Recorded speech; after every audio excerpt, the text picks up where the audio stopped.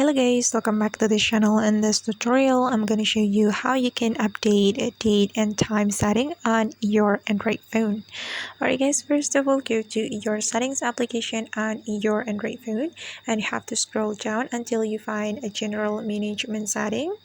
So just keep scrolling until you find it. So this is the general management setting and you have to tap on it. And since we want to update our date and time, we can click on date and time right here guys. Then you can set your date right here, and you can also select the time zone.